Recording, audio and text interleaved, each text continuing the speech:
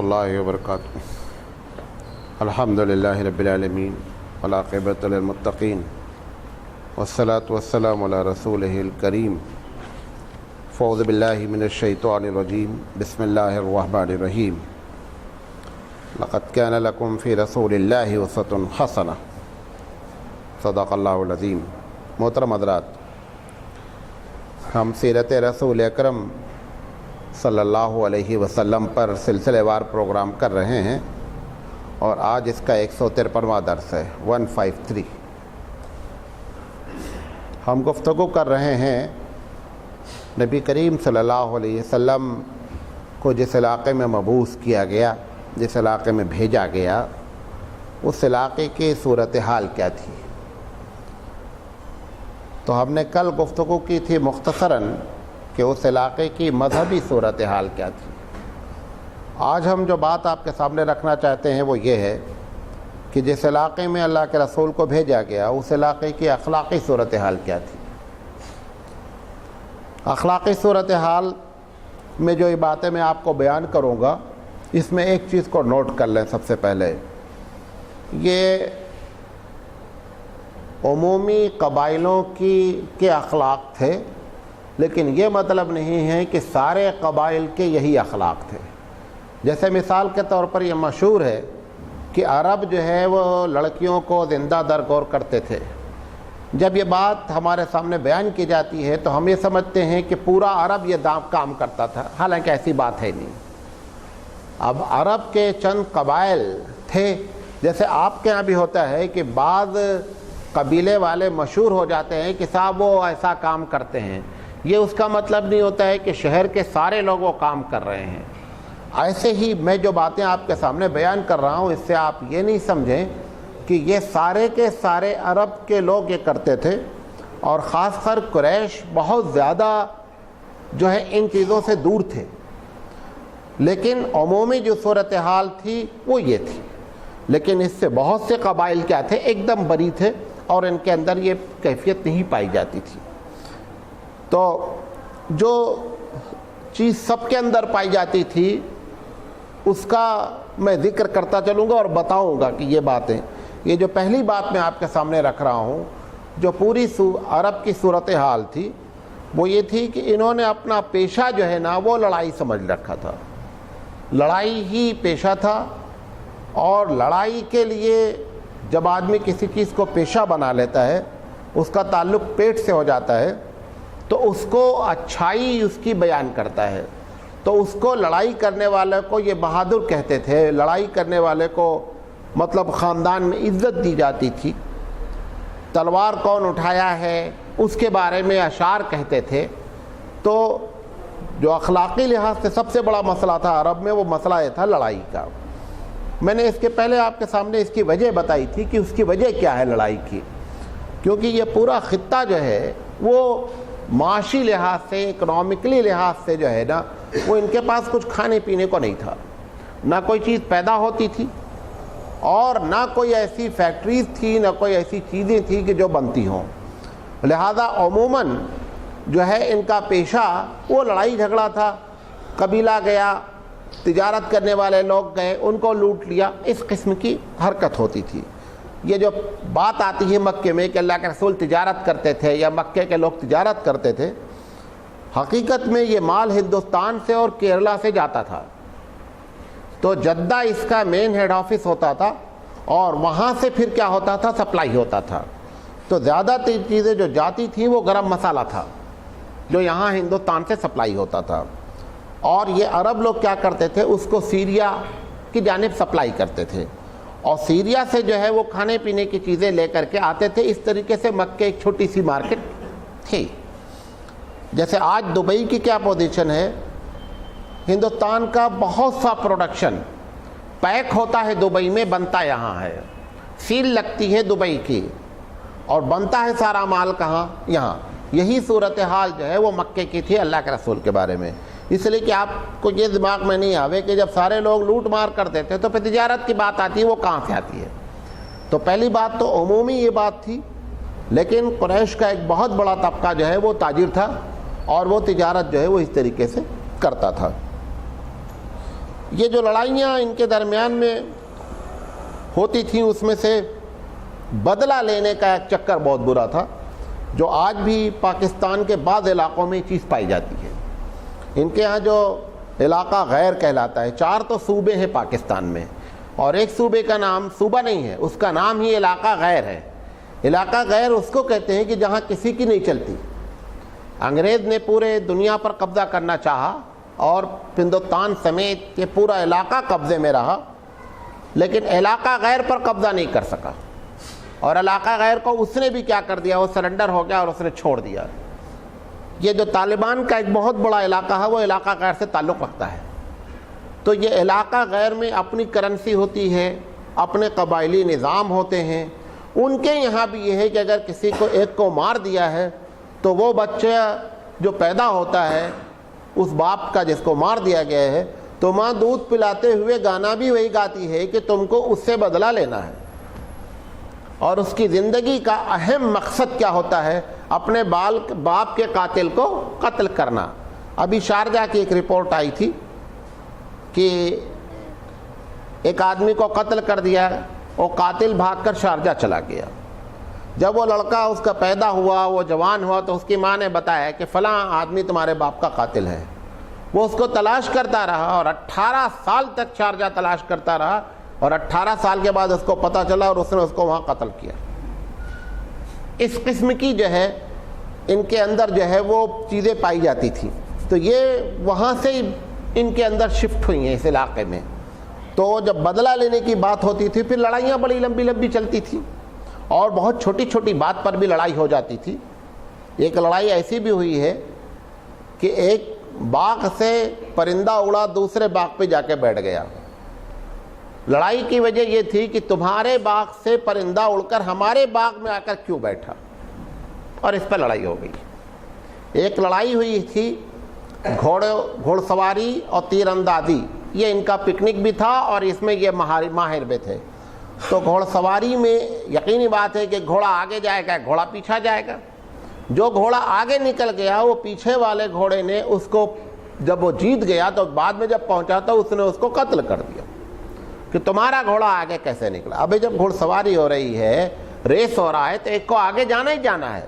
اس طریقے سے ان کے یہاں خطرناک قسم کی لڑائیاں برسوں برس چلتی رہتی تھی، اور اس برسوں برس کی لڑائی کے بہت سے نتائج برآمد ہوتے تھے۔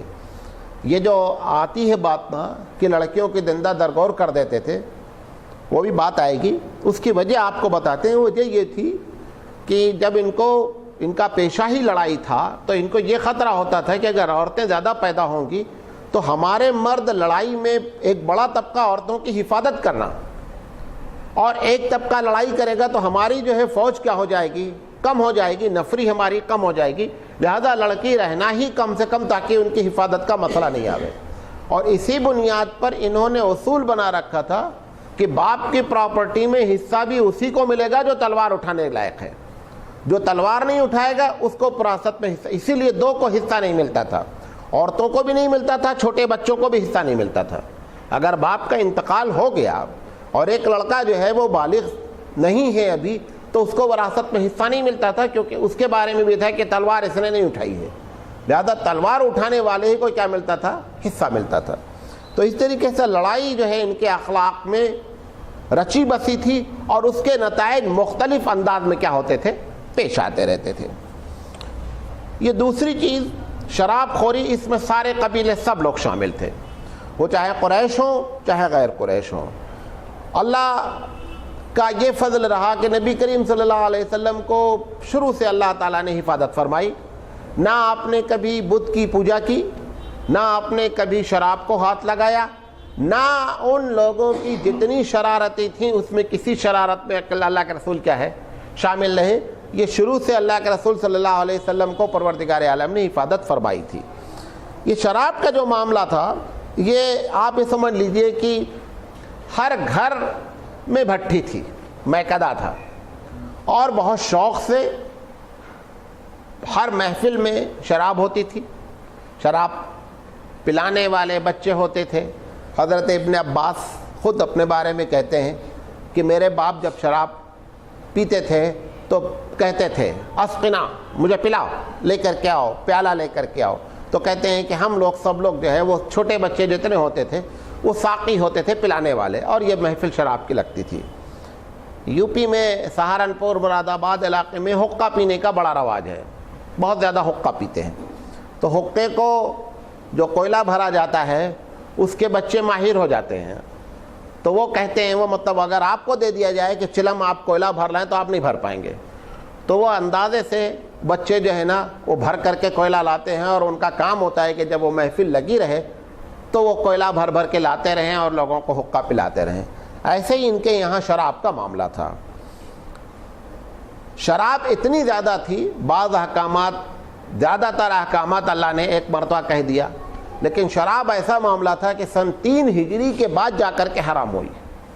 یعنی مکہ کا پورا دور شراب کے حلال کا گزرا، اور مدینے میں سن 3 ہجری میں جا کر کے شراب ہوئی. بعض لوگوں کا کہنا ہے سن 4 ہجری میں حرام ہوئی شراب. اس کی وجہ یہ تھی کہ ڈائریکٹ اگر منع کر دیا جاتا تو ایسا چانسز تھا کہ مان تو لی جائے گی بات، لیکن اس کا ریئیکشن ہو جائے گا. اس لیے دھیرے دھیرے شراب کے بارے میں اللہ تعالیٰ نے حکم نازل فرمایا. حضرت حمزہ کے بارے میں ہے کہ جب جنگ بدر ہوئی تو جنگ بدر کا جب مال غنیمت ملا تو حضرت علی رضی اللہ تعالیٰ عنہ کو 2 اونٹنی ملی. ایک تو مال غنیمت کی ملی اور ایک اللہ کے رسول نے گفٹ کر دی تھی. تو حضرت علی کا نکاح پہلے ہوا ہے، رخصتی کچھ دن کے بعد ہوئی ہے. علی رضی اللہ تعالیٰ عنہ نے سوچا کہ یہ اونٹنی سے کما کر کے ولیمہ اچھا ٹھیک ٹھاک کیا جائے گا. تو یہ بیچارے وہ دونوں اونٹنی اپنی جو ہے وہ پالے ہوئے تھے کہ اس سے ہم کچھ بیاپار کریں گے، پیسہ آئے گا، پھر جب پیسہ ہو جائے گا تو ہم ولیمہ کریں گے. کیونکہ جس وقت اللہ کے رسول صلی اللہ علیہ وسلم کو انہوں نے شادی کا آفر دیا تھا اس وقت ان کے پاس کچھ تھا نہیں، اور جو سامان جو تھا بھی ان کے پاس اس کے ذریعے جو ہے وہ گھر کے ضروری سامان لے لیے گئے تھے. تو اس طریقے سے ان کے پاس کچھ تھا نہیں، تو انہوں نے سوچا ولیمہ کریں گے تو اچھا کریں گے. ایک دن حمزہ رضی اللہ تعالیٰ عنہ انصار کے گھر میں بیٹھے ہوئے تھے اور اس وقت پینے کا دور شروع ہو گیا. تو وہ جب آدمی پیتا ہے نا تو ساری مستی آتی. پھر وہ ابھی دیکھیں آج بارش ہوئی، جیسے ہی موسم اچھا بنے گا آپ دیکھیں شراب کی دکانیں فوراً فل ہو جائیں گی. میں اتفاق سے آج گزر رہا تھا تو میں نے نوٹ کیا راستے میں جتنی دکانیں شراب کی تھی سب سے زیادہ رش اس میں لگا تھا، کیونکہ یہ مستی کا وہ موسم مستی جو پیدا کرتا ہے اس کے اثرات ہیں. تو اب شراب جب پی لیا انہوں نے تو شراب کے ساتھ گانے والی بھی تھی. یہ سن 2 ہجری کے بعد 3 ہجری کی بات کر رہا ہوں. تو گاتے گاتے اس نے حمزہ کا نام لے کر کے کہا کہ بڑے ہو تو یہ اونٹنیاں ہیں، ان کے کوہان کا کباب کھلاؤ تو معلوم ہو. پوری دنیا ہی عورت میں پریشان ہے. وہ لوگ اٹھ کر کے وہ حضرت علی کی جو اونٹنی بیٹھی ہوئی تھی زندہ، اس کا جا کر کے کوہان کاٹ دیا. کوہان کاٹ کر کے اس کو نہر کیا، یہاں سے نہر کر کے اس کا کلیجہ نکال لائے اور وہ فرائی ہو رہا ہے. اب دونوں اونٹنیاں ختم ہو گئیں. حضرت علی رضی اللہ تعالیٰ عنہ کہیں سے آئے بیچارے، تو اب ان کی تو پوری کیپٹل وہی تھی، پونجی ہی ڈوب گئی پوری کی پوری، وہی 2 اونٹنی پونجی تھی. تو یہ بیچارے بڑے غمگین ہو گئے. اللہ کے رسول صلی اللہ علیہ وسلم کے پاس گئے، کہا دیکھیے چچا جان نے تو مارا میری پوری زندگی کی جو پونجی تھی سب ختم کر دیا. انہوں نے کہا کیا ہوا؟ انہوں نے کہا دونوں اونٹنی ذبح کر دیا. کہا چلو. نبی کے صلی اللہ علیہ وسلم نے چادر اوڑھی، حضرت علی کو بھی لے کر کے آئے، ایک آدھ صحابی اور ساتھ میں آئے پوچھا کس نے ذبح کیا ہے؟ تو حمزہ ویسے بھی چچا ہیں، رتبے میں بڑے ہیں اور پیے بھی ہیں، اور جب آدمی پیے رہتا تو کسی کو نہیں پہچانتا. تو جب نبی صلی اللہ علیہ وسلم نے حضرت حمزہ دیکھا کیا کیا آپ نے؟ یہ کیا معلوم ہے تم سب لوگ ہمارے غلام ہو نا، بیٹھا. جب انہوں نے ایسی گفتگو کی تو اللہ کے رسول صلی اللہ علیہ وسلم سمجھ گئے کہ ابھی یہ کیا ہے، آؤٹ آف کنٹرول ہے، ان سے بات کرنا بیکار ہے. بہرحال نبی صلی اللہ علیہ وسلم سے کہا چلو بعد میں ان سے بات کریں گے. بعض روایتوں میں آتا ہے کہ حضرت عثمان رضی اللہ تعالیٰ عنہ کو جب معلوم ہوا کہ علی بہت پریشان ہے، کیونکہ یقینی بات ہے کہ ایک آدمی کی ساری پونجی ختم ہو جائے گی تو اندر سے پریشان ہو جائے گا. حضرت عثمان رضی اللہ تعالیٰ کا گھبرانے کی بات نہیں، ولیمہ جیسا ہونا تو ویسا ہوگا. تو بہرحال حضرت عثمان نے پھر جو ہے وہ ان کی مدد کی. بتانا یہ چاہتا ہوں کہ شراب میں یہاں تک حالت پہنچی تھی جب اللہ کے رسول صلی اللہ علیہ وسلم کو اللہ نے حکم دیا، پہلی بات تو شراب میں یہ کہی گئی کہ شراب اچھی چیز نہیں ہے۔ پہلا حکم یہ ہے شراب اچھی چیز نہیں ہے، اس کے نقصان زیادہ ہیں، نفع کم ہے۔ آپ دیکھیں اس کو تسلیم کیا گیا، اگر ڈائریکٹ کہا جاتا ہے یہ سراسر نقصان دہ ہے نا، یہ چھوڑ نہیں سکتے تھے۔ اس کی بات اس طریقے سے کی کہ نفع اس کا کم ہے، نقصان زیادہ ہے۔ حضرت عمر جیسا آدمی جو ہے وہ اس بات کو سمجھ گیا، انہوں نے کہا آج نہیں کل یہ حرام ہونا ہی ہونا ہے، یہ کبھی بھی اسلام میں الاؤ نہیں ہو سکتی۔ حضرت عمر رضی اللہ تعالیٰ اسلام لانے کے بعد انہوں نے شراب نہیں ٹچ کی، بقیہ بہت بڑے بڑے صحابی شراب پیتے رہے۔ دوسرا حکم آیا کہ جب نماز پڑھو تو شراب کی حالت میں نہیں آؤ۔ سید سلیمان ندوی نے لکھا ہے کہ نماز کا جب اذان ہوتی تھی تو ایک اذان کے بعد ایک آدمی یہ بھی اعلان کرتا تھا کہ جو پی رکھا ہو وہ مسجد میں نہیں آنے کا، یہ بھی اعلان کیا جاتا تھا ساتھ میں کہ جو پی رکھا ہے وہ مسجد میں نہیں آنا۔ کچھ ہی دن تک ایک اعلان ہوا۔ تیسرا جو ہے وہ اسٹیپ اللہ نے یہ لیا کہ آج سے شراب حرام ہے، لیکن اللہ کے رسول کی تربیت صحابہ کی تھی۔ جس وقت شراب کے حرام ہونے کی بات کہی گئی ہے، ایک محفل میں سب بڑے بڑے لوگ صحابہ بیٹھے شراب پی رہے تھے، اور ایک صحابی نے جا کر کے کہہ دیا اس محفل میں کہ آج سے شراب اللہ کے رسول صلی اللہ علیہ وسلم نے فرمایا حرام ہے۔ جس حالت میں جو شراب گلاس میں اگر بچی بھی تھی اتنی نہ، تو اس نے نہیں کہا چلو اچھا اب اس کو ختم کر لیتے ہیں، اب کل سے حرام ہو جائے گی۔ ایک آدمی نے اس کے بعد ایک قطرہ نہیں ٹچ کیا اور ساری شراب جو ہے وہ پھینک دی گئی۔ علامہ ابن حجر عسقلانی رحمۃ اللہ علیہ نے تحقیق کے ساتھ لکھا ہے کہ مدینے کی گلیوں میں، ساری گلیوں میں شراب بہہ رہی تھی پانی کی طریقے سے۔ تو اللہ کے رسول صلی اللہ علیہ وسلم کی تربیت کا یہ انداز تھا۔ بہرحال شراب ان کے جو ہے وہ رگو پے میں بسی ہوئی تھی اور اس کے بہت بڑے وہ رسیا تھے، یہ اخلاقی حالت تھی۔ جوا بھی کھیلتے تھے، جوا کا انداز ان کا عجیب و غریب تھا۔ جوا میں جو چیز جیتی جاتی تھی وہ دوستوں میں تقسیم کر دی جاتی تھی۔ خاص کر گوشت پر جوا کھیلتے تھے، اونٹوں کے ٹکڑے کر دیے جاتے تھے، 5-7 ٹکڑے ٹوٹل اونٹ کے، پھر اس کے بعد شرط رکھی جاتی تھی۔ شرط رکھنے میں جس ٹکڑے کو جو مل جاتا تھا، کیونکہ ان کو کھلانا مقصد ہوتا تھا، تو اسی محفل میں یا بعد میں وہ کباب اور یہ جو کچھ بھی ہوتا تھا سارا کا سارا کیا ہے، جوئے میں جو ملتا تھا سب کھلا دیا جاتا تھا۔ تو اس لیے شاعر فخر کرتے تھے کہ دیکھو کبھی ایسا نہیں ہونا کہ جوا کی محفل چھوڑ دینا، کیونکہ اگر تم نے جوا کی محفل چھوڑی تو اس کا مطلب تم بخیل آدمی ہو۔ تو وہ اپنے بچوں کو بھی سکھاتا تھا کہ جوا کی محفل نہیں چھوڑنے کا، کیونکہ جوا جو ہے وہ سخاوت کی علامت ہے۔ اس طریقے سے جوا ان کے یہاں رائج تھا۔ سود خوری، بڈی جسے آپ کہتے ہیں، سود خوری کا بھی بڑا رواج تھا، اور چند لوگ ایسے تھے جو بڑے بڑے سود خور تھے۔ اس میں سے حضرت عباس رضی اللہ تعالیٰ عنہ کی ایک بہت بڑی کیپٹل جو ہے وہ سود میں لگی ہوئی تھی۔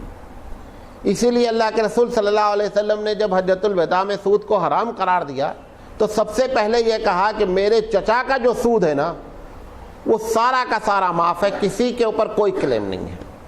کیونکہ آدمی اپنے گھر سے جب شروع کرتا ہے نا تو کیا ہوتا ہے، ہر آدمی اس پر عمل کرنے کے لیے تیار ہوتا ہے۔ اور سود کے بارے میں قرآن مجید نے بہت واضح انداز میں یہ بات کہی کہ جو سود کھاتے ہیں ان کے اللہ تعالیٰ سے لڑائی ہے، جنگ ہے، حرب من اللہ، اللہ سے اس کی جنگ ہے۔ دیکھیں سود کے جتنے بھی انداز ہیں، ہر دور میں سود کے نئے نئے سسٹم ہوتے رہتے ہیں۔ جیسے آپ کے شہر میں ایک کامن بیماری ہے، پڑھے لکھے مولوی داڑھی رکھے جماعت میں نماز پڑھنے والے آ کر کے مجھ سے مسئلہ پوچھتے ہیں کہ مولانا میں نے ایک مکان مالک سے 60,000 روپیہ لے لیا ہے، اس نے مجھ سے 60,000 روپے لے لیا ہے، اپنا مکان ہم کو دے دیا رہنے کے لیے، کرایہ نہیں لے گا، 2 سال کے بعد ہم اس کا 60,000 روپے جب وہ ہمارا واپس کر دے گا تو ہم گھر اس کو واپس کر دیں گے۔ کیا یہ سود ہے؟ سراسر سود ہے۔ بڑے بڑے لوگ اس میں انوالو ہیں، حالانکہ سود کا گناہ ایسا ہے جیسے کوئی آدمی اپنی ماں کے ساتھ زنا کرے، اتنا بڑا گناہ سود کا ہے۔ ایک بڑا طبقہ اس میں انوالو ہے، اور ہمیشہ سود اپنی جو ہے وہ شکل کیا کرتا رہتا ہے، بدلتا رہتا ہے. گاؤں والے ایک کامن بیماری ہے, کھیت رکھ دیتے ہیں گروہ, اور وہ جس کے پاس رکھا جاتا ہے وہ اس میں کھیتی کرتا ہے, کھیتی کرنے سے فائدہ اٹھاتا ہے. 10 سال 15 سال تک وہ غریب اس کو پیسہ نہیں دے سکتا, 15 سال تک اس میں کھیتی کرتا رہتا ہے. جب وہ 15-20 سال کے بعد 10 سال کے بعد اس کا پیسہ واپس کرتا ہے تو اس کا کھیت چھوڑ دیتا ہے.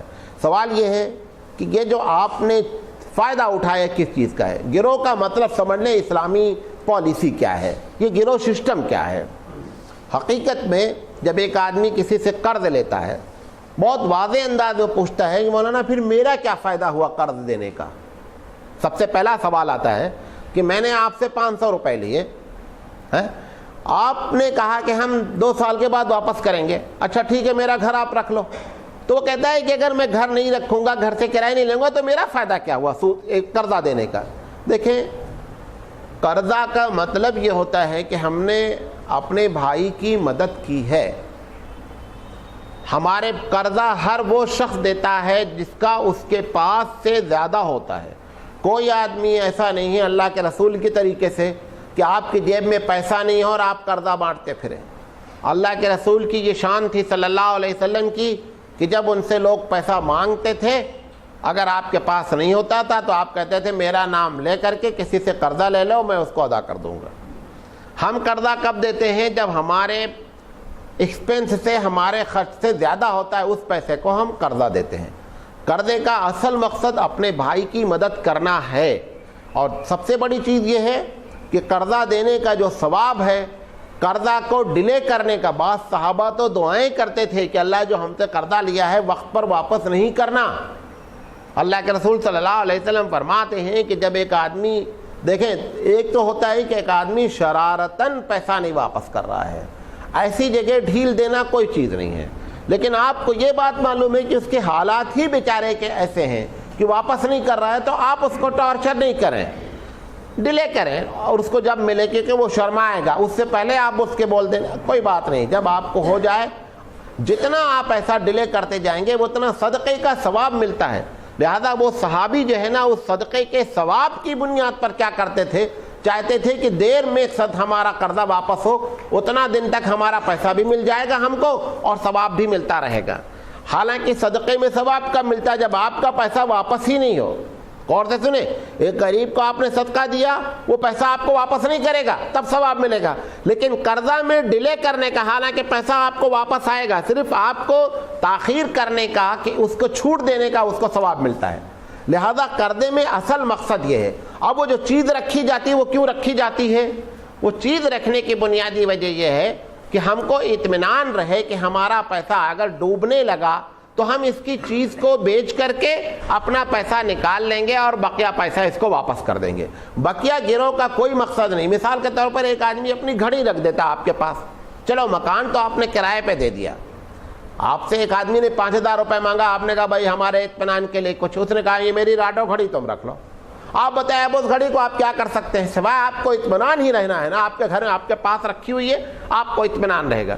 یہی مقصد ہے قرضے کا, ورنہ قرضے کا اسلام میں کوئی مقصد نہیں ہے کہ گروی کا مطلب کہ آپ اس سے فائدہ اٹھائیں. امام اعظم رحمۃ اللہ علیہ تک تو یہاں تک احتیاط کرتے تھے کہ اگر کسی کو قرضہ دے دیتے تھے تو اس کے گھر کے دیوار کے سائے میں بھی نہیں کھڑے ہوتے تھے, کہ اگر ہم اس کے گھر کے دیوار میں سارے کھڑے ہوں گے تو اس سے فائدہ حاصل ہوا, حالانکہ جس کو میں نے قرضہ دیا اس سے ہم کو فائدہ نہیں حاصل کرنا, ہم کو اوپر لینا ہے. لہذا اس کے گھر کے سائے پر بھی نہیں کھڑے ہوتے تھے. تو اس طریقے سے جب آپ کسی کو قرضہ دے دینا, کیونکہ قرضے والا آپ کا یقینی بات ہے نفسیاتی طور پر انڈر پریشر رہے گا. جب انڈر پریشر, جیسے مثال کے طور پر آپ کا پڑوسی ہے, آپ نے قرضہ دے رکھا ہے, آپ کو 12 بجے جگانا ہوا, حالانکہ دوسرا آپ کا بھائی بھی موجود, آپ اس کو نہیں جگا رہے ہیں, آپ اس کو جگا رہے ہیں, کیونکہ آپ کو معلوم ہے کہ میں اگر اس کو جگاؤں گا تو اس کو پیسہ دیں گے, میرے ساتھ بھاگے گا ہاسپٹل. آپ نے سود لے لیا, آپ کی نیت یہی ہوئی کہ ہمارا اس کے اوپر پریشر ہے, لہذا یہ ہماری بات سنے گا. یا آپ کی موٹر سائیکل خراب گئی, آپ کے بھائی کے پاس بھی موٹر سائیکل ہے, آپ مانگ رہے ہیں موٹر سائیکل اس سے جس کو آپ نے قرضہ دے رکھا ہے. یہ نہ کہنا, نہ کہتے ہوئے سود کھانے کے برابر ہے, کیونکہ آپ کے دل میں ہے کہ اگر ہم اس سے گاڑی مانگیں گے تو یہ انکار نہیں کر سکتا کیونکہ یہ میرے انڈر پریشر ہے. ایسی شکل میں کبھی بھی اس کی گاڑی مانگنا، اس سے پیسے مانگنا، اس کو رات میں استعمال کرنا، دن میں استعمال کرنا، یہ ساری چیزیں حقیقت میں سود کی شکل میں ہیں۔ لہذا اس سے ہم ہاں ٹھیک ہے آپ کا بھائی بہت دور رکھتا ہے، یہ پڑوسی ہے، پڑوسی کے لحاظ سے، لیکن اگر آپ کے دل میں یہ بات ہے کہ ہم اس کو کہیں گے تو بھائی تو انکار کر سکتا ہے لیکن یہ نہیں کر سکتا ہے کیونکہ یہ میرا پیسہ کھایا ہوا ہے، وہاں پہ سود ہو گیا۔ بات سمجھ آ رہی؟ لہذا سود سے جو ہے وہ بہت پرہیز کرنے کی ضرورت ہے۔ تو ان کے یہاں سود ایک کامن بات تھی اور بڑے بڑے سود خور تھے۔ یہ جو اللہ کے رسول صلی اللہ علیہ وسلم کے کارنامے ہیں نا، وہ یہ سب کارنامے ہیں کہ جس میں ایک آدمی چھوڑ ہی نہیں سکتا، زندگی گزری ہے ہزاروں سال سے اسی لائن میں، لیکن اللہ کے رسول صلی اللہ علیہ وسلم نے دھیرے دھیرے کر کے ان سب کو کیا کیا؟ اندر سے ختم کیا۔ ایک پیشہ ان کا جو ہے لوٹ مار کا تھا۔ اللہ کے رسول صلی اللہ علیہ وسلم جب عدی بن حاتم اسلام قبول کیے تو اللہ کے رسول نے کہا عدی ایک وقت ایسا آئے گا، یہ حاتم تائی کے بیٹے ہیں، مسیحی تھے، عیسائی تھے، کہا عدی ایک وقت ایسا آئے گا کہ یمن کی کیپٹل صنع یا دوسری حدیث میں ہیرا آتا ہے کہ وہاں سے ایک آدمی چلے گا حج کرنے کے نیت سے، ایک عورت چلے گی اور مکے تک آئے گی، کوئی پوچھنے والا نہیں ہوگا۔ دوسری حدیث میں آتا ہے ہیرا سے چلے گا حضرموت تک جائے گا، کوئی پوچھنے والا نہیں ہوگا۔ تو عدی بن حاتم نے کہا کہ اللہ کا رسول جو راستے میں لٹیرے ہیں وہ سب کہاں چلے جائیں گے؟ انہوں نے پوچھا کہ یا راستے میں کیا کہتے ہیں بنی طے ایک بہت بڑا قبیلہ تھا جو مشہور تھا لوٹ مار میں، ان کا اللہ کے رسول جب ادھر سے گزریں گے تو وہ تو لوٹیں گے، ان کا کام ہی لوٹنا ہے، وہی ان کا پیشہ ہے۔ تو ان کو بڑی حیرت ہوئی، اللہ کے رسول یہ کیسی بات کہہ رہے ہیں کہ یہاں سے لے کر وہاں تک ایک عورت جائے گی، سونا کا پہنے رہے گی اور کہ کوئی چھیڑنے والا نہیں ہوگا، کوئی بولنے والا نہیں ہوگا۔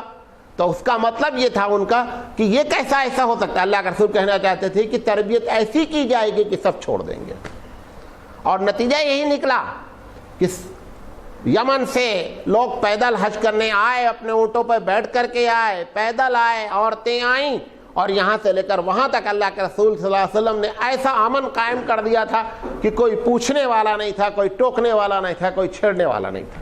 لوگ سمجھتے ہیں کہ وہ عورت آ رہی ہے لہذا اس کی عزت کی چھیڑنے کی بات ہے، اس سے زیادہ ہے کہ اس کو لوٹا نہیں جائے گا، کیونکہ ان کا پیشہ کیا تھا؟ لوٹ مار۔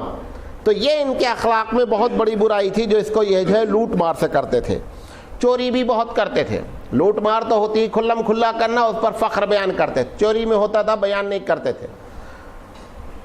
حج کے موقع پر الگ الگ انداز سے چوری ہوتی تھی، جیسے ہوتے نا، جیسے دلی کے جیب کٹ رہے ہیں وہ ان کی ایک الگ شان ہے، لکھنؤ والے اس سے زیادہ ایڈوانس ہے کہ مطلب ایک جیب کترا جو ہے وہ ہماری تقریر سن کر کے بڑا متاثر ہو گیا، اس نے توبہ کر لیا۔ تو میں نے اس سے پوچھا تم لوگ کیسے جیب کاٹتے ہو؟ اس نے کہا مولانا صاحب یہ چھوٹے بچوں کو ٹریننگ دی جاتی 12 سال سے 16 سال تک کے بچوں کو، اور اس کے پورے ٹریننگ کیمپ ہوتے ہیں۔ اس نے بتایا معلوم کیسے ٹریننگ دی جاتی ہے؟ کہا غبارہ پھلایا جاتا ہے، غبارے کے اوپر جینس کپڑا رکھا جاتا ہے، غبارہ پھلا کر کے اس کو جینس کپڑا اس کے اوپر رکھا جاتا ہے۔ اتنی ان کو ٹریننگ دی جاتی ہے کہ وہ جو بلیڈ چلاتے ہیں تو کیونکہ غبارہ ہلکا ٹچ ہو جائے گا پھٹ سے نکل جائے گا، وہ پورا جینس کے کپڑے کو کاٹ دیتے ہیں اور غبارہ ٹچ نہیں ہوتا ہے۔ انہوں نے کہا ہم کو اتنی مہارت سے سکھلایا جاتا ہے کہ جیب کیسے کاٹی جائے۔ اس نے کہا آپ کہیے تو میں بھی غبارہ پھلا کر کے جینس کاٹ کے آپ کو دکھلا دیتا ہوں۔ تو عربوں میں کیا تھا، بعض قبیلے والے ایک لوہے کی سلاخ رکھتے تھے اور اس میں ہک رکھتے تھے لوہے کی سلاخ میں۔ جب راتوں میں حاجی لوگ سو جاتے تھے نا تو وہ تقریباً 4-5 فٹ کی ہوتی تھی وہ ہک، دور سے بیٹھ کر کے ہک سے سامان گھسیٹ لے جاتے تھے، پیسہ تو ہوتا نہیں تھا، زیادہ تر کیا ہوتا تھا سامان۔ اب وہ بیچارہ اطمینان سے سو رہا ہے، وہ انہوں نے کیا کیا سرانے سے وہ پھنسایا اور پھنسا کر گٹھری لے کر کے روانہ ہو گئے۔ جھانسی میں چوری ہوتی ہے، کبھی جائیں، جھانسی میں بہت ہوشیار رہیں، جھانسی میں اسٹیشن پہ چوری ہوتی ہے، سب ملے رہتے ہیں۔ کیا کرتا ہے ایک آدمی، جیسے آپ کے پاس 4 سامان ہے، بڑا چھوٹا سامان ہے، چور کا ایک گروہ ہوگا، 2-3 آدمی ہوں گے، وہ آپ کا چھوٹا سامان لے کر کے ایک آدمی آپ کی نگاہوں کے سامنے سے اٹھ کر ایسے جائے گا دھیرے دھیرے، اٹھائے گا, تھوڑی دیر بعد بھاگنا شروع کرے گا. اب آپ جب دیکھیں گے نا تو اس کے پیچھے بھاگیں گے.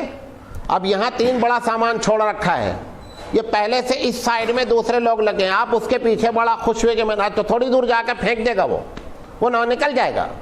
یہ جو آپ دوسرا ادھر بیٹھا ہوا نا بڑا سامان, یہ بریف کیس لے کر کے چلا گیا. آپ وہاں سے واپس آئے تو آپ دیکھیں وہ لوٹا تو لے کر ہم آگے, بریف کیس نہ پتا ہو گیا. تو ایسے ہی ان کے چوری کا الگ الگ انداز تھا. تو چوری بھی ان کے پیشے میں تھی, اور خاص کر جو ہے حج کے موقع پر چوری اس لیے ان کے زیادہ ہوتی تھی کہ بڑے لوگوں کو جب چوری کرتے تھے تو ان کو سزا نہیں ہوتی تھی, چھوٹے لوگ جب چوری کرتے تھے تو سزا ہوتی تھی. اسی لیے جب وہ سردار کی لڑکی نے چوری کر لی تو اللہ کے رسول صلی اللہ علیہ وسلم کے پاس, اب ان کو یہی تھا کہ تو سردار کی عورت ہے, اس کو تو سزا ہونی نہیں چاہیے. اللہ کے رسول صلی اللہ علیہ وسلم کے پاس کیس آیا تو کچھ لوگوں نے سوچا, اللہ کے رسول نے کہا کہ ہمارے پاس بڑا اور چھوٹے سے کوئی مطلب نہیں, جرم ہے. تو یہ ہوا کہ اس کا ہاتھ کاٹ دیا جائے گا. تو لوگوں نے سوچا کہ اللہ کے رسول کے پاس سفارش کی جائے. تو یہ ہوا کہ کون سفارش لے کر جائے. تو اللہ کے رسول صلی اللہ علیہ وسلم زید کو بہت مانتے تھے, جن کو آپ نے بیٹا بنایا تھا. تو لوگوں نے زید سے جا کر کے ریکویسٹ کیا کہ آپ اللہ کے رسول سے جا کر کے کہیے کہ اتنے بڑی سردار کی بیٹی ہے, یہ کچھ فائن وائن کر کے سزا کو ختم کر دیا جائے. تو زید جا کر کے اللہ کے رسول سے یہ بات بولے. نبی کریم صلی اللہ علیہ وسلم سرخ ہو گئے, ناراض ہو گئے, اتنا سوئے کی کان کی لویں آپ کی لال ہو گئی. اور آپ نے فرمایا کہ لو کانت فاطمہ بنت محمد سرقت لقطعت یدہا, کہ اگر فاطمہ بنت محمد یعنی میری بیٹی بھی چوری کرتی میں اس کا ہاتھ کاٹ دیتا. یہ جو تم نے فارمولہ بنا رکھا ہے کہ بڑے لوگوں کو سزا نہیں دی جائے گی, چھوٹے لوگوں کو سزا دی جائے گی, یہ اسلام میں نہیں ہے. چوری ہے. زید بہت پچھتائے یہ سفارش لے کر کے, اور زید رضی اللہ تعالیٰ عنہ کو حضور نے کہا کہ تمہاری یہ ہمت کیسے ہوئی کہ اللہ کے قانون کے مقابلے میں میری کیا اوقات ہے کہ میں جو ہے اللہ کے قانون کو کنارے رکھ دوں اور ایک آدمی کی سفارش کو قبول کر کے اس کے تحت فیصلہ کر دوں. یہ بات یاد رکھیں, حکم الہی ہے. ایسے ہی نبی کریم صلی اللہ علیہ وسلم, جیسے ایک آج ہمارے پاس پوری دنیا میں ہوتا ہے کہ پریسیڈنٹ کو مرسی کا حق ہوتا ہے, وہ رحم کی اپیل اس مجرم کو بھی معاف کر سکتا ہے جس کو سزائے موت ہو چکی ہے.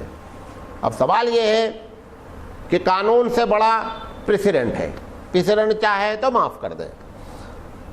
ہمارے یہاں اسلام میں قانون بنائے ہوا اللہ کا ہے, دنیا کا کوئی پریسیڈنٹ اللہ سے بڑا نہیں ہے, لہذا اس کو ہر حال میں اللہ کے قانون کو نافذ ہونا چاہیے. نبی کریم صلی اللہ علیہ وسلم کے سامنے ایک مرڈر ہو گیا, جب قتل ہوا تو قاتل پکڑا گیا, قاتل نے اقرار کیا. اللہ کے رسول نے حکم کر دیا جس کو قتل کیا تھا ان سے پہلے بتایا گیا کہ آپ اس کو معاف کرنا چاہیں تو معاف کر سکتے ہیں, اگر آپ خون بہا لینا چاہتے ہیں, پیسہ لینا چاہیں تو پیسہ لے سکتے ہیں, ورنہ قصاص بھی لے سکتے ہیں. اس نے کہا میں قصاص لوں گا, مجھے بدلہ لینا ہے. اللہ کے رسول نے فیصلہ کر دیا کہ بدلہ لینا ہے. جب جلاد اس کی گردن مارنے کے لیے اترا میدان میں تو آپ کو میں نے پہلے بتایا تھا کہ قرآن مجید کی آیت تلاوت کی جاتی ہے کہ کس آیت کی کس دفعہ کے تحت اس کو سزا دی جا رہی ہے. جب اللہ کے رسول صلی اللہ علیہ وسلم نے اس کو اعلان کیا تو ایک بچی جو ہے نا اللہ کے رسول کے ٹانگوں کو پکڑ کر آ کر رونے لگی. لوگوں نے اللہ سے پوچھا یہ کون ہے؟ اللہ کے رسول صلی اللہ علیہ وسلم کو بتایا گیا کہ اللہ کے رسول یہ جو جس کو قتل کی سزا دی جا رہی ہے اس کی یہ لڑکی ہے, یہ آپ سے اپیل کرنے آئی ہے. اللہ کے رسول صلی اللہ علیہ وسلم زار و قطار رونے لگے اور جلاد کو انگلی سے اشارے کا حکم دے دیا کہ گردن مار دی جائے. گردن مار دی گئی. صحابہ نے پوچھا اللہ کے رسول آپ تو زار و قطار رو رہے تھے اور آپ نے گردن مارنے کا حکم دے دیا. کہا وہ حکم الہی ہے, اس کو ٹالا نہیں جا سکتا. یہ محمد بن عبداللہ رو رہا ہے, وہ رسول اللہ ہے جو آرڈر کر رہا ہے. رسول اللہ ہمیشہ رسول اللہ رہتا ہے, اس کے نیچے سارے لوگ ہوتے ہیں. ہم نے اپنے حکم سے اگر یہ کہا ہوتا قتل کی سزا دی جائے تو ہم کو اختیار بھی ہوتا کہ ہم مرسی کی اپیل بھی اختیار کرتے. ہم قتل کی سزا اللہ کے حکم سے دے رہے ہیں. اللہ سے زیادہ کوئی دنیا میں مہربان نہیں, کوئی رحم والا نہیں ہے. اگر اس رحمان و رحیم نے یہ فیصلہ کیا ہے کہ قصاص لیا جا سکتا ہے تو قصاص لیا جا سکتا ہے. قرآن مجید کہتا ہے لا تاخذکم بہما رأفۃ فی دین اللہ, کہ جب سزائیں دو تو ایسی شکل میں تم آپس میں یہ نہیں سوچو, دل تمہارا نہیں محسوس ہے, بلکہ تم کو یہ ہونا چاہیے کہ جو یہ ہو رہا ہے یہی پروردگار عالم کا حکم ہے اور سب سے سچا حکم اسی کا ہے. لہذا اس طریقے سے جو ہے وہ چوری پر کنٹرول ہوا. آپ کو حیرت ہوگی نبی کریم صلی اللہ علیہ وسلم نے جب اسلامی حکومت مدینے میں قائم کر لی تو بازار میں پوری جو 10 سالہ زندگی ہے اور جب اسلامی حکومت جب سے آئی ہے میرا اندازہ 1 یا 2 واقعات پیش آئے ہیں چور کی. پورے ملک کی بات کر رہا ہوں, پورے ملک میں 1 یا 2 چوری کے واقعات پیش آئے ہیں. اللہ کے رسول صلی اللہ علیہ وسلم نے اس انداز میں تربیت فرمائی تھی. یہ وہ چیزیں جو ان کی گھٹی میں پڑی ہوئی تھیں جس کو کرنا وہ اپنا فخر سمجھتے تھے, اور اس فخر کو پروردگار عالم نے توڑ کر کے اسلام کے ایمان کے دائرے میں ایسا داخل کیا کہ ایمان پر فخر کرنے لگے اور اپنی گھٹی سے ساری چیزیں نکال دی. اخلاقی لحاظ سے ان کے یہاں جو ہے وہ بہت بڑا مسئلہ تھا عورتوں کا. عورتوں کے لیے ان کے پاس جتنے بھی قانون تھے نا سارے کے سارے عورتوں کے خلاف تھے. اس کی بنیادی وجہ آپ کو بتا دیں. دیکھیں کہ کرسچن, یہودی اور ہندو مذہب, ان تینوں مذہب میں کرسچن میں تو صاف صاف کرسچنٹی میں بائبل میں آج بھی نوٹ ہے کہ اصل جو شیطان ہے وہ عورت ہے. اصل شیطان جو ہے وہ عورت ہے. یہودیوں کے یہاں ان کے ساتھ مطلب یہ کہ یورپ میں ایک کتاب ہے اسٹڈیز, اسلامک اسٹڈیز ان اسلام, مولوی عبدالعزیز کی لکھی ہوئی کتاب ہے. انہوں نے 1800 کچھ کا واقعہ لکھا ہے کہ ایک سیمینار ہوا تھا. سیمینار کا ٹاپک یہ رکھا گیا تھا کہ کیا عورت ہیومن بینگ ہے, اس پر فیصلہ ہونا تھا کہ کیا عورت انسان ہے, اس پر سیمینار ہوا تھا. اور بڑے بڑے جینیس قسم کے لوگ آئے تھے اس میں, اور انہوں نے یہ کہا کہ صاحب woman is not human being. یہ فیصلہ 18ویں سینچری میں دیا گیا ہے, اور ہمارے رسول اکرم صلی اللہ علیہ وسلم نے 1400 سال پہلے حضور کی جو پیدائش ہے وہ حضرت عیسیٰ علیہ السلام کے 570 سال بعد ہے تقریباً, یعنی 6ٹھی صدی عیسوی میں اللہ کے رسول صلی اللہ علیہ وسلم نے ماں کا, بیٹی کا, بیوی کا جو حق دیا ہے اس کا اندازہ نہیں کیا جا سکتا ہے. اور یورپ میں سیمینار 18ویں صدی میں ہو رہا ہے, اور اس میں ٹاپک یہ رکھا گیا ہے کہ عورت انسان کے دائرے میں داخل ہے یا نہیں داخل ہے.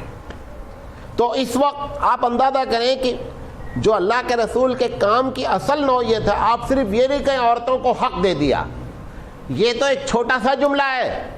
جہاں پر عورتوں کو اس طریقے سے بات ہو, 18ویں صدی تک لوگ یہ سمجھتے رہے ہوں, وہاں پر آپ عورت کو ماں کی حیثیت سے کیا حق دے رہے ہیں کہ ماں کے پیروں تلے جنت ہے ماں کا. آج لوگ مدر ڈے مناتے ہیں.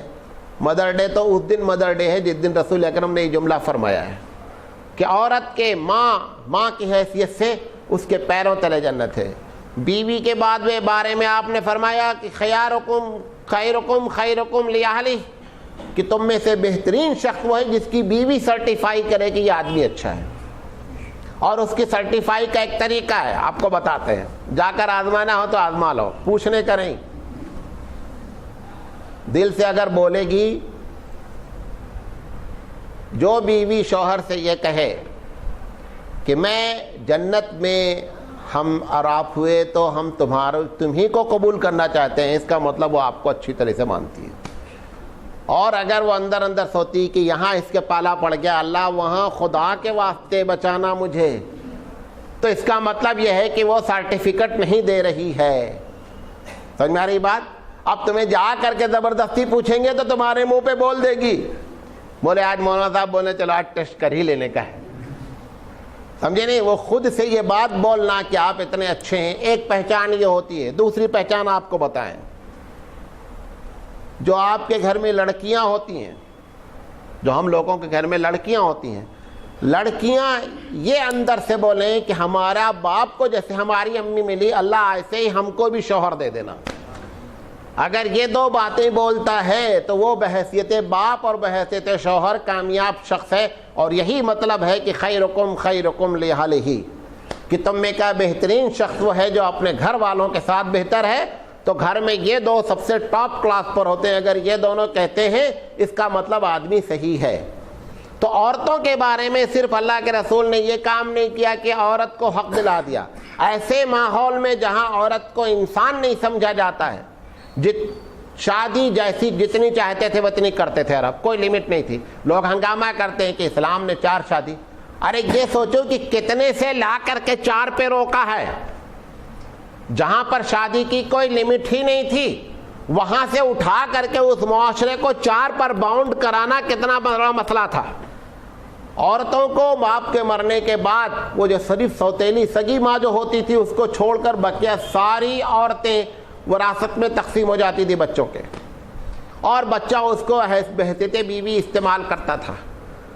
جب وہ پیریڈ سے ہوتی تھی تو باہر ایک کمرہ ہوتا تھا، کھانا اس کو دے دینے کا، اس کے ساتھ بات نہیں کرنے کا، اس کے ساتھ رہنے کا نہیں. اللہ کے رسول صلی اللہ علیہ وسلم نے حضرت عائشہ صدیقہ رضی اللہ تعالیٰ عنہ پانی پی رہی تھی. حضور نے کہا عائشہ بچا دینا میرے لیے بھی پانی. جب پانی بچا دیا تو کہا میں پینا چاہتا ہوں. آپ اندازہ کریں کہ انبیاء کا سردار ہے جس کے جھوٹے کے لیے لوگ ترستے ہیں، وہ اپنی بیوی کا جھوٹا مانگ رہا ہے. کٹورے میں لے کر کے پھر پوچھتے ہیں کہ عائشہ تم نے اس کٹورے میں کہاں سے پیا ہے پانی؟ تو وہ اتنا بھیگا رہتا ہے لب لگانے کی وجہ سے، ہونٹ لگانے کی وجہ سے. وہاں سے حضور پیتے ہیں. بعض روایت میں آتا ہے کہ اس وقت حضرت عائشہ ناپاک تھی. آپ اندازہ یہ کریں کہ جس معاشرے میں عورت کو باہر پھینک دیا گیا ہو، اس معاشرے میں رسول اکرم صلی اللہ علیہ وسلم نے عورت کو اس حالت میں اتنا مقام اٹھایا. جب آپ اس طریقے سے بات سوچیں گے تب معلوم ہوگا کہ عورتوں کے ساتھ اسلام نے کیا جو ہے وہ حقوق دیے ہیں. صرف ہم ایسے کہہ دیتے وراثت دے دیا فلاں دے دیا. جہاں وراثت میں تقسیم ہو جاتی تھی، باپ کی پراپرٹی کا کوئی سوال نہیں اٹھتا تھا، وہاں پر اللہ کے رسول صلی اللہ علیہ وسلم نے عورتوں کو ایسی جگہ سے نکالا. ایک صحابی آ کر کہتے ہیں کہ اللہ کے رسول صلی اللہ علیہ وسلم میں نے اپنے ہاتھوں سے اپنی 8 بچیوں کو دفن کیا ہے. 8 بچیوں کو دفن کیا ہے. ایک صحابی آ کر کے کہتے ہیں اللہ کے رسول میں ایک مرتبہ اپنی بچی کو دفن کرنے لے جا رہا تھا اور اس میں دونوں شامل ہوتے. آپ کو حیرت یہ ہوگی وہ ماں جو خود عورت ہے، وہ عورت ماں بھی اس دفنانے میں شامل ہوتی تھی اور فخر محسوس کرتی تھی کہ میں نے اپنی بچی کو زندہ گاڑا ہے. اللہ کے رسول صحابی آتے ہیں اور آ کر کے کہتے ہیں کہ اللہ رسول میں نے اپنی بچی کو تیار کرایا. بچی چھوٹی سی تھی 5 سال کی. پوچھ رہی ہے امی سے امی کہاں کیوں تیار کر رہی؟ کہہ رہی بیٹا ایک میلہ ہے، میلے میں جانا ہے. یہ بچی خوش تیار ہو کر کے کپڑے پہن رہی کہ مجھے میلے میں جانا ہے. باپ کے ساتھ نکلی ہے، شہر پورا ختم ہو گیا. بچی بار بار یقینی بات ہے تھک جائے گی بچی چلتے. پوچھ رہی ابا کہاں جا رہے ہیں؟ کہا بیٹے میلے میں جا رہے ہیں. تھوڑی دور جا کر کے وہ گڈھا کھودنا شروع کرتے ہیں. حدیث میں آتا ہے اللہ کے رسول صلی اللہ علیہ وسلم چاروں قطار رونے لگے. کہا کہ جب وہ گڈھا کھود رہا تھا باپ تو اس کے کپڑے پر میں دھول جا رہی تھی. یہ بچی اپنے باپ کے کپڑے جھاڑتی ہے کہ میرے باپ کے کپڑے گندا نہیں ہونا. وہ کپڑے جھاڑ رہی ہے کہ میرے ابا کے کپڑے کے اوپر مٹی آ رہی ہے. اور اس گڈھے میں اس بچی کو انہوں نے ڈال کر اوپر سے ایک پتھر مار دیا. بچی مری نہیں، اسی حالت میں چھوڑ کر آ گئے. وہ صحابی کہتے ہیں کہ جب وہاں سے آنے لگا تو وہ گڈھے سے بچی پکار کر کہہ رہی تھی ابا ابا، اور میرے کانوں میں آج بھی وہ آواز آتی. اللہ کے رسول صلی اللہ علیہ وسلم زارو قطار رونے لگے. آپ یہ اندازہ کریں ایسے معاشرے میں آپ نے بیٹی کے بارے میں کیا فرمایا حضرت عائشہ صدیقہ رضی اللہ تعالیٰ بیٹھی ہوئی تھیں اور عورتیں انصار کی بیٹھی ہوئی تھیں. آپ نے فرمایا جس نے 2 بیٹیوں کی پرورش کی اور ان کے درمیان میں ڈسٹنگوش نہیں کیا، امتیاز نہیں کیا، لڑکے اور لڑکی کو برابر طریقے سے پالا، آپ نے فرمایا جنت میں ہم اور وہ ایسے انگلی کے مانند ہوں گے. یعنی اتنا درجہ ہمارا اس سے جو ہے وہ چھوٹا ہوگا. یہ 2 ایک صحابی نے پوچھا اللہ کے رسول اگر ایک لڑکی کسی کی ہے، آپ نے فرمایا ایک لڑکی پالنے والا بھی. حضرت عباس صحابی کہتے ہیں تشریح میں یا اس کے بعد کے محدثین کہتے ہیں کہ اگر تیسری عورت یہ سوال کر لیتی کہ اللہ کے رسول جس نے دل میں صرف کسی عورت کی عزت اور لڑکی کی عزت کی اس کا کیا درجہ، تو آپ اس کا درجہ بھی بیان کر دیتے. لیکن کسی نے جو ہے وہ سوال نہیں فرمایا. میں آپ کو بتانا یہ چاہتا ہوں کہ اس عورت، ان کے اخلاقی لحاظ سے اس عورت کے ساتھ جو ان کے معاملات تھے، حدیث میں آتا ہے تقریباً 80 ایسی لڑکیوں کو جن کے باپ نے ڈیسیزن لے لیا تھا کہ ان کو دفنانا ہے زندہ، ان کو نبی کریم صلی اللہ علیہ وسلم نے اپنی کفالت میں لیا. اور اگر آپ کے کانوں کان خبر پہنچ جاتی تھی کہ کوئی قبیلے والا اپنی لڑکی کو دفنانے جا رہا ہے تو آپ فوراً اس کے گھر پہنچتے تھے اور کہتے تھے کہ اس کا جو خرچہ ہے میں برداشت کروں، لیکن خدا کے واسطے آپ اللہ کی یہ امانت ہے، یہ بچے اللہ کے پھول ہیں. اور جنت لڑکی فضیلت اسی بنیاد پر بیان فرمائی کہ ان کی تربیت اور ان کے ساتھ اچھے سلوک کے اللہ نے کیا فضیلت بیان فرمائی. تو یہ بات اندازہ کریں کہ عورتوں کے ساتھ ان کا معاملہ اتنا خطرناک تھا. جب پیدا ہو جاتی تھی لڑکی، ابھی آپ کو حیرت ہوگی، آج کے پیپر میں مجھے حیرت ہوئی، آج کے پیپر میں بنگلور کا واقعہ لکھا ہوا ہے کہ ایک آٹو رکشہ والے نے کہ گھر میں لڑکی پیدا ہوئی، بچی 3 مہینے کی، جس دن پیدا ہوئی اس دن سے وہ اس سے دشمنی کر رہا تھا. مجھے حیرت یہ ہوئی کہ 1400 سال گزرنے کے باوجود بھی ابھی تک اس قسم کے جراثیم ہمارے اندر موجود ہیں. اور وہ 3 مہینے کی بچی اپنے اوپر لیٹی ہوئی تھی اور یہ بچہ جا کر کے باپ جا کر کے اس کو پہلے سگریٹ سے بچی کو داغا، اس کو خوب داغا اور داغنے کے بعد اس کے سر کو دیوار سے ٹکرا دیا. اب جب بچی روئی چیخی تو ماں گئی، دیکھا تو اس حالت میں دیکھا، بہرحال لمبی چوڑی بات پیپر میں لکھی ہے، اس کو لے جا کر کے داخل کیا گیا، کومے میں بچی ہے. 3 مہینے کی بچی کے ساتھ باپ نے جو ہے یہ حرکت کی. نبی کریم صلی اللہ علیہ وسلم کا احسان اور مردوں پر کم ہے، عورتوں پر نبی کریم صلی اللہ علیہ وسلم کے احسانات زیادہ ہیں، جس پر ہماری آج عورتیں بہت زور شور سے چیختی ہیں کہ اسلام نے ہم کو حق نہیں دیا ہے. جہاں سے اٹھایا ہے، جس کیچڑ سے اور جس غلاظت سے عورتوں کو اٹھا کر کے اللہ کے رسول صلی اللہ علیہ وسلم نے تاج کی طرح بیٹھایا ہے، سر پہ جیسے تاج رکھا جاتا ہے وہ پوزیشن نبی کریم صلی اللہ علیہ وسلم نے عورتوں کو عطا فرمائی ہے. اگر عورتیں ہر روز، پوری دنیا کی عورتیں ہر روز اللہ کا شکر ادا کریں اور نبی پر درود و سلام بھیجیں تو ان کے لیے جو ہے وہ کم ہے. یہ ان کے اخلاقی حالات تھے عورتوں کے بارے میں. آج میں نے نہیں لگایا ہے گھڑی، بہرحال شاید ٹائم ہو گیا ہے. 2 باتیں اور بیان کر کے اپنی بات ختم کرتا ہوں. اخلاقی لحاظ سے ان کے یہاں جو زنا تھا، چلو انشاءاللہ کل بات کریں گے. اللہ تعالیٰ سے دعا ہے کہ اللہ تعالیٰ کہنے سے زیادہ سے عمل کرنے کی توفیق عطا فرمائے. وآخر دعوانا ان الحمد للہ رب العالمین.